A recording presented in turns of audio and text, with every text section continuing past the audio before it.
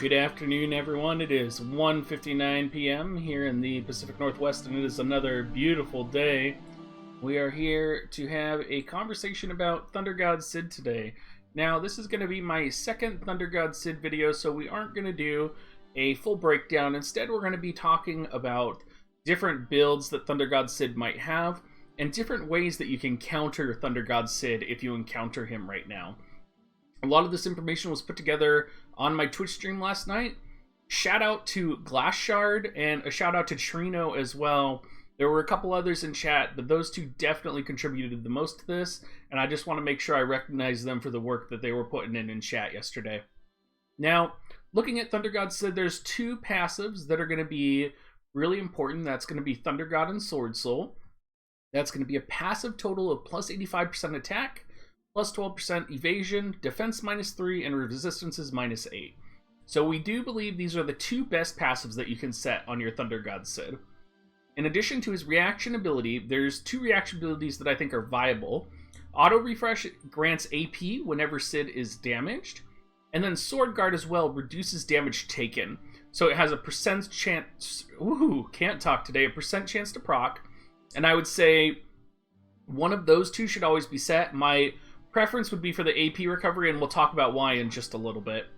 His master ability is slash attack +10, defense +3, so that does negate the defense -3 here. You'll notice he has very high HP, with HP +100 and HP +15%. This is going to factor into one of our builds that we talk about as the high HP, high attack build, because he also has 281 attack with +37 attack down here, which is going to put him well into 300s for attack, and it's really going to be a discussion of how you want to proceed with that attack and with that HP. He does get critical hit rate +12, but I don't see us building a critical hit build with him, just because he doesn't have any innate critical hit modifiers or any critical damage modifiers. Now let's talk about some other abilities, and let's talk about his sub-jobs. I think probably the most important sub-job we're going to be placing is Samurai, and that's going to be because it gives him the ability Illusion, which raises evasion rate and allies within an area around self for 3 turns. Critical ability, especially for the passive buff that it gives, and it also gives to your allies, so very important, especially if you're thinking about an evasion build for Cid. Some other abilities here, Shadow Blade. This is actually translated incorrectly. This is actually going to be Drain Blade, I believe. Maybe it is called Shadow Blade. I'm pretty sure it's Drain Blade, though. So it deals small damage to the target and restores that amount of HP for self. Now, this is really important. If you have a high HP build, the amount of damage that this attack does is going to restore that much HP. And if you think about all the shurikens out there that deal 2k, this is the same damage modifier as a shuriken. So no matter what, this attack is going to heal him to full every time he uses it. So Shadow Blade, Drain Blade, my #1 recommendation for an investment. Crush Weapon is going to be his strongest attack, and then Divine Ruination is a long-range multi-strike attack in a line formation in front of him, or to the sides or behind. Something to have invested in because you never know when that versatility is going to help you. Finally, Armor Crush, one of his first abilities that he gets. This is not to be confused with Crush Helmet. Armor Crush is his longest range technique that he has. It is, I believe, longer than Shuriken or the same range as Shuriken.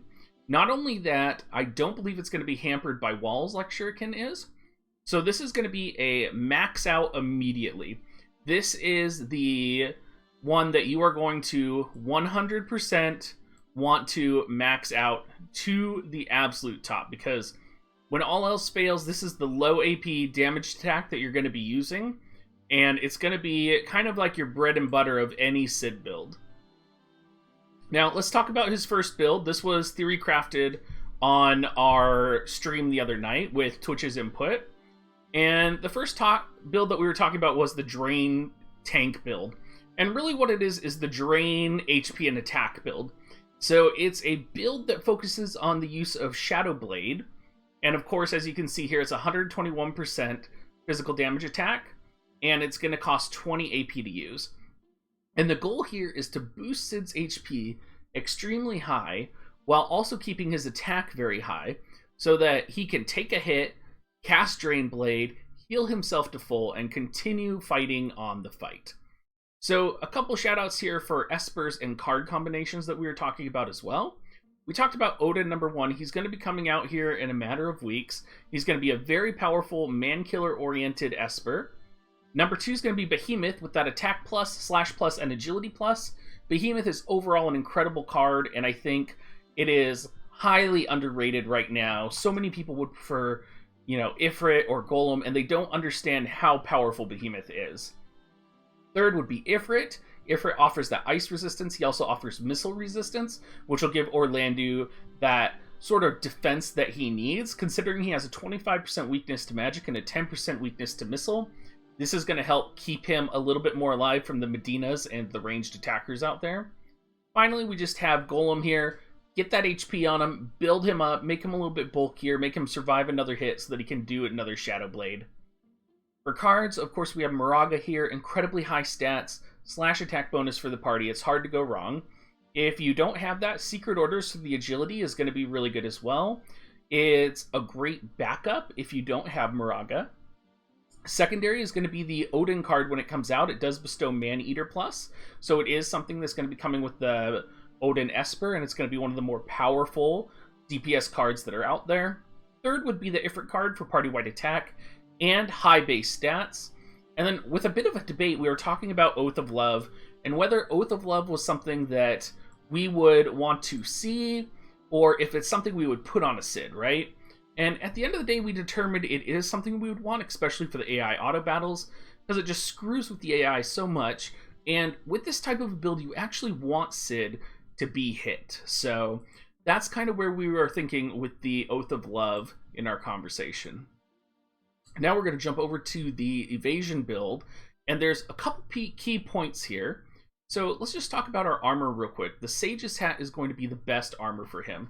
That clocks in if you get the dodge at 19 evasion, and then it also gives the evasion trait up.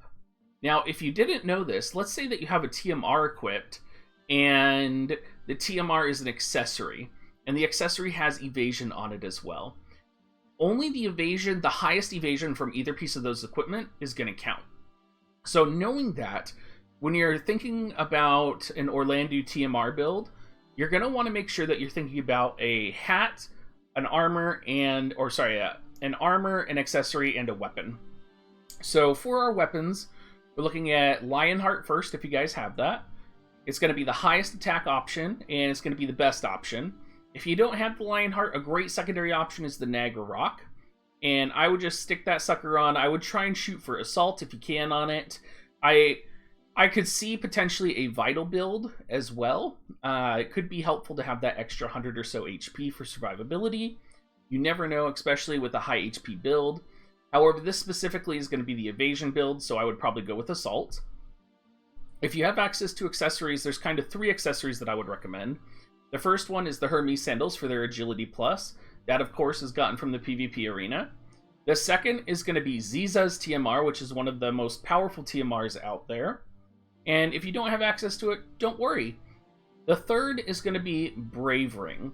Now, there's a lot of questions about Brave Ring out there, and we're going to be answering them in my accessory video later today.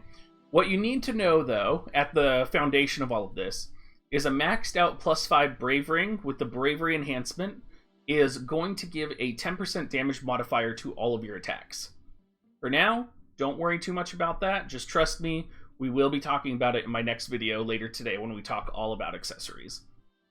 For Espers, since the Evasion build is all about surviving, I would throw on Golem and I would throw on Behemoth. Again, that same reason, Golem for survivability, Behemoth for that attack. Always going to be good. Cards, of course, we're going to recommend either Moraga or we're going to recommend Secret Orders.